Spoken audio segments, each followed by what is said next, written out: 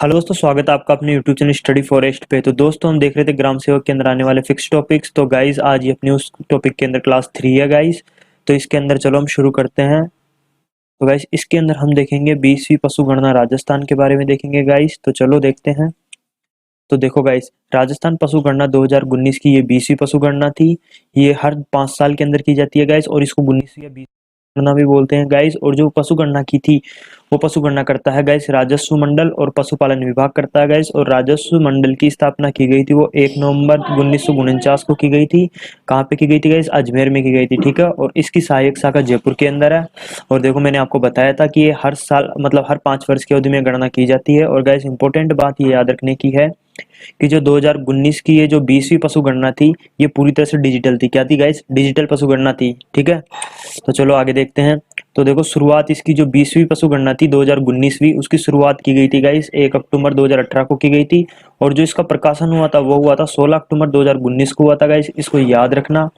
इसका प्रकाशन कब हुआ? 1 अक्टूबर 2018 को हुआ। और जो इसकी शुरुआत कब हुई? 1 अक्टूबर 2018 को हुई। और जो इसकी रिपोर्ट का प्रकाशन हुआ वो हुआ 16 अक्टूबर 2019 को हुआ, ठीक है।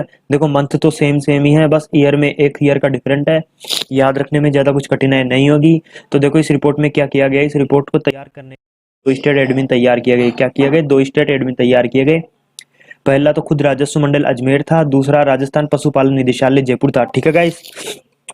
तो देखो गाइस, इसके अंदर जो जिला पशु गणना अधिकारी था, उसकी भूमिका निभाई गाइस जिला कलेक्टर ने। तो जिला कलेक्टरों को वो जिला पशु अधिकारी नियुक्त किया गया गाइस, ठीक है। तो देखो, इसके बारे में थोड़ी देख लेते हैं। अब देखो, आंकड़ों की बात करें तो देखो, कुल संपदा 2019 में कितनी है? 56.8 मिलियन है गाइस। और 2012 में कितनी थी? 57.7 मिलियन है गाइस। यहाँ पे दुखद बात यह है कि यहाँ पे 1.6% की क्या हुई है? कमी हुई है गाइस। देखो, 2012 में कितने थे? 57.7 मिलियन थे। और 2019 में कितने हो गए? ये हो गए 56.8 मिलियन हो गए। तो 1.66% की क्या हुई है? यहाँ पे गिरावट हुई है, ठीक है। मैं आपको एक और चीज बता देता हूँ। देखो, 1 मिलियन बराबर होते हैं 10 लाख। कितने होते हैं? 10 लाख होते हैं 1 मिलियन में, ठीक है गाइस। तो चलो आगे देखते हैं। तो देखो गाइस, यहाँ पे मैंने जो भी पशु हैं और जो 2012 और 2019 में उनके मतलब उनकी जो संख्या है उनके मैंने कंपेयर कर रखा है। और तो किसमें प्रतिशत कमी हुई और किसमें प्रतिशत वृद्धि हुई, ये भी यहाँ पे दिखाया हुआ है। तो गाइस, इसका आप स्क्रीनशॉट ले लो और इसको 2-3 बार देखो, तो आपको ये आराम से याद हो जाएगा, ठीक है। तो देखो, सबसे पहले बात करते हैं गोवंश की। तो देखो, गोवंश में राजस्थान 6वें स्थान पर है। और 2012 के अंदर राजस्थान में 13.3 मिलियन गोवंश थे, जो कि बढ़कर के 2019 में 13.9 मिलियन हो गए हैं गाइस। ये अच्छी बात है, ठीक है। और जो इनमें बढ़ोतरी हुई है वो हुई है 4.41% की वृद्धि हुई है, ठीक है। और देखो, भैंसों के मामले में बात करें तो भैंसों के मामले में राजस्थान सेकंड स्थान पे है, ठीक है। पहले भैंसे 13 मिलियन थी, जो बढ़कर के 13.7 मिलियन हो गई। तो इनमें इनमें बढ़ोतरी कितने की हुई? 5.53% की क्या हुई? इनमें बढ़ोतरी हुई है, ठीक है। और देखो, भेड़ की बात करें तो राजस्थान भेड़ के मामलों में पूरे देश में 34 स्थान पर है, ठीक है। और देखो, जो 2012 के अंदर टोटल भेड़ें थी वो 9.1 मिलियन थी। और यहाँ पे दुखद बात यह है कि ये घट करके 2019 में 7.9 मिलियन रह गई, ठीक है। तो इनमें गिरावट कितनी की हुई गाइस? तो इनमें 12.95% की गिरावट हुई, ठीक है। और देखो, बकरियों की बात करें, बकरियों के राजस्थान राजस्थान बकरियों के मामलों में फर्स्ट स्थान पे है, ठीक है। और पहले बकरियां थी 21.67 मिलियन बकरियां थी, जो घट करके 2019 में 20.84 मिलियन रह गई, ठीक है। और कितनी परसेंट घटी गाइस? तो यह घटी 3.81%। इसमें क्या हुई है? कम हुई है, ठीक है। अब देखो, ऊंट की बात करते हैं। तो राजस्थान ऊंट के मामले में क्या है? फर्स्ट स्थान है पूरे भारत के अंदर। जो 2012 में ऊंट थे वो थे 13.26 मिलियन थे। और गाइस, अब दुखद बात यह है कि ये घट करके हो गए हैं 2.13 मिलियन हो गए हैं, ठीक है। और देखो, इनमें गिरावट कितने की हुई है गाइस? तो इनमें गिरावट हुई है 34.69% की गिरावट हुई है गाइस। सेकंड नंबर पे सबसे ज्यादा गिरावट ऊंटों के अंदर हुई है। और फर्स्ट नंबर पे गधों के अंदर हुई है, जो मैं आपको आगे बताऊंगा अभी, ठीक है। अब देखो, घोड़ों की बात करें तो देखो, 2012 के अंदर घोड़े थे 0.38 मिलियन, ठीक है, जो घट करके हो गए हैं 0.34 मिलियन गाइस। तो इनमें जो कमी हुई है वो हुई है 10.85% की, इनके अंदर क्या हुई है? कमी हुई है। और देखो, गधों की बात करें तो राजस्थान गधों के मामले में भारत में नंबर 1 है गाइस, ठीक है। और 12 के अंदर गधे थे वो थे 0.81 मिलियन, यहाँ पे मिलियन है गाइस, ठीक है। और 2019 के अंदर जो गधे हैं वो रह गए हैं गाइस 0.23 मिलियन रह गए हैं। सबसे ज्यादा गिरावट गधों के अंदर हुई है। 71.31% गिरावट किसमें हुई है? गधों के अंदर हुई है, ठीक है। और सेकंड नंबर पे सबसे ज्यादा गिरावट किसमें हुई है गाइस? ऊंटों के अंदर हुई है, ठीक है।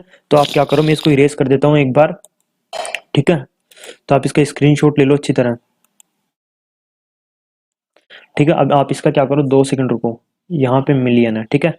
अब आप इसका स्क्रीनशॉट ले लो और इसको 2-3 बार आराम से देखो, सुबह उठते हैं रोजाना देखो, तो आपको ये आसानी से याद हो जाएगा, ठीक है गाइस।